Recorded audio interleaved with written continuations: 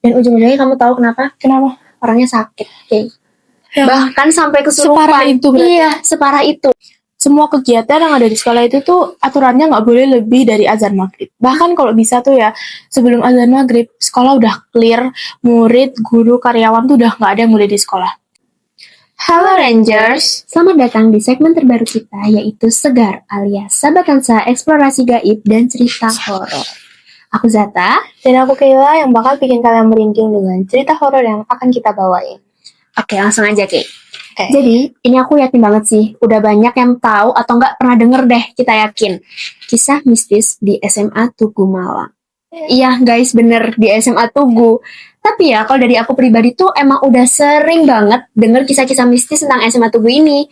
Kalau dari kamu sendiri gimana? Bener Zat, aku sendiri tuh udah pernah tahu lah ya. Maksudnya SMA Tugu ini emang terkenal karena cerita-cerita horor mereka. Bahkan teman-temanku yang nggak sekolah di SMA Tugu ini sendiri, itu bahkan sampai tahu kisah-kisah horor yang ada di SMA ini. Tapi ya aku cukup tahu aja sih, maksudnya nggak yang sampai nimbrung jauh gitu, tapi kalau dapat informasi ya diterima gitu. Oke, berarti sekarang kamu mau nggak mau harus banget dengerin cerita-cerita yang udah aku siapin ini. Oke. Jamin bakal merinding deh. Siap, lanjut.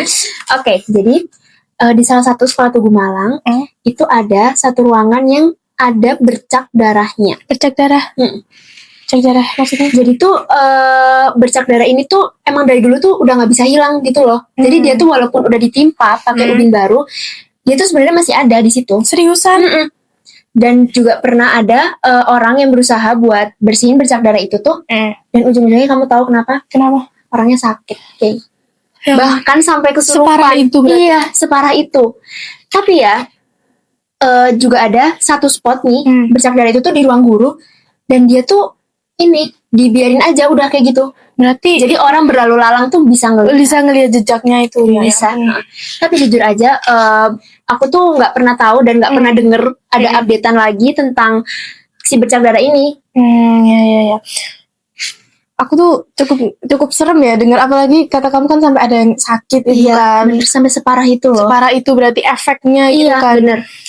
Terus kalau kamu tahu, aku juga ada satu cerita, tapi menurut aku nggak horor nih Zat. Emang gimana ceritanya? Orang-orang tuh nyebut cerita ini tuh tangga berkayu, karena di SMA ini ternyata masih ada satu tangga yang masih bahannya tuh masih pakai kayu gitu Zat. Tapi ini bukan cerita horor menurut aku. Oke, lanjutin deh. Soalnya sampai sekarang pun aku nggak tahu letak horornya di mana itu. Jadi katanya tuh ada orang yang misal naik sama turun, waktu dihitungi jumlah anak tangganya tuh beda Zat. Hah? Maksudnya beda gimana sih? Gini nih, kayak misal contohnya kamu naik ke aula. Waktu kamu naik ke aula, anak tangganya tuh kamu hitung ada 7. Waktu kamu turun, kamu cuma dapat anak tangganya tuh 6. Nah, iya. Jadi kayak nggak make sense sebenarnya menurut aku tuh. Oke, tapi kalau dipikir-pikir serem gak sih, Kay? Sumpah serem tau. Iya, kayak masa iya hantunya tuh ngambilin anak tangganya. Tapi kalau dilogikain tuh ya sebenarnya bisa aja sih antara orangnya salah hitung ataupun emang orangnya nggak fokus gitu kan ngitungnya. Tapi kira-kira kamu pernah denger nggak asal usul dari si anak tangga ini? Karena menurut aku nih nggak make sense sama sekali loh ceritanya. Ini tuh cuman kata-kata orang dari mulut ke mulut aja. Tapi kalau aku searching di internet kayaknya belum ada yang pernah ngebahas. Jadi aku makin yakin kalau ini tuh kayak cuman katanya horor aja, tapi menurut aku enggak sih. Nggak horor juga, bisa kok dilogikain. Kira-kira ya, kamu pernah mikirin nggak sih teman-teman yang sekolah di sana tuh kira-kira bisa sebebas kita nggak ya? Kayak kalau semisal berkegiatan di sekolah tuh bisa pulang sampai malam. Kira-kira mereka bisa kayak gitu juga nggak? Aku tuh pernah lihat di salah satu channel gitulah. Ada salah satu alumni yang pernah jadi narasumber. Dia tuh bilang gini, semua kegiatan yang ada di sekolah itu tuh aturannya nggak boleh lebih dari azan maghrib. Bahkan kalau bisa tuh ya sebelum azan maghrib sekolah udah clear, murid, guru, karyawan tuh udah nggak ada yang mulai di sekolah. Kira-kira pernah ini nggak ya ada kasus gitu, misal anak yang berkegiatan sampai maghrib terus digangguin? Oh gini, kemarin waktu aku baca di question box yang udah kita posting di Instagramnya SBPC Sahabat MF, ada yang ngalamin tuh gini, seumpama ini aku pergi ke kantin. Di kantin nih aku ketemu kamu. Aku kayak nyapa kamu, Zata gitu. Terus waktu dia balik ke kelas, aku ketemu kamu lagi gitu. Kayak misal, loh, tadi kan di kantin kok bisa tiba-tiba ada di kelas gitu loh.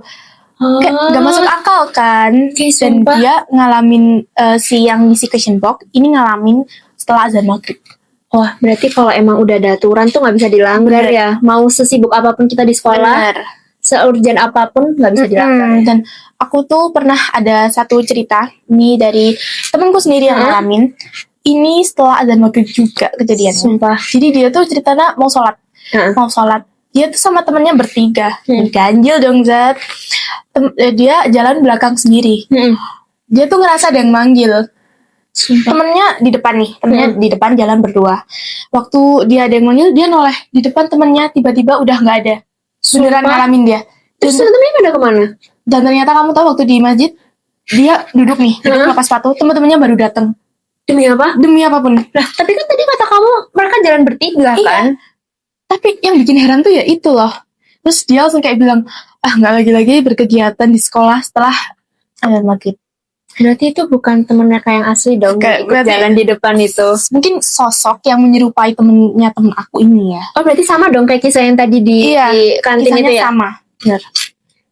Sumpah seserem itu. Kan, aku tuh ceritain dia tuh kayak, ini kamu beneran apa enggak gitu. Gila, aku bayanginnya aja udah merinding banget kan? loh. Sumpah aku gak bayangin sih kalau ini terjadi sama kita. Benar-benar. Dan setelah dia ngalamin itu tuh, nggak taunya setelah dia cerita, temennya nih yang dua nih ternyata ngalamin hal yang sama, tapi kayak mungkin lebih ke apa ya, mungkin entah itu anaknya nggak fokus juga atau gimana gitu. Jadi dia si temanku ini nggak mau ambil pusing karena dia udah cukup kapok dan trauma gitu. Karena takutnya kalau makin diceritain tuh makin kejadian nggak sih? Jadi kita tuh sebisa mungkin tuh ya udah lupain aja gitu. Banyak istighfar aja deh. Bener.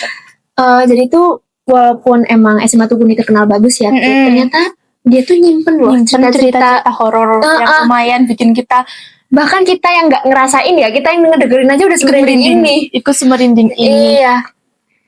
Keren sih mereka itu nggak ke distract dan tetap fokus belajar gitu.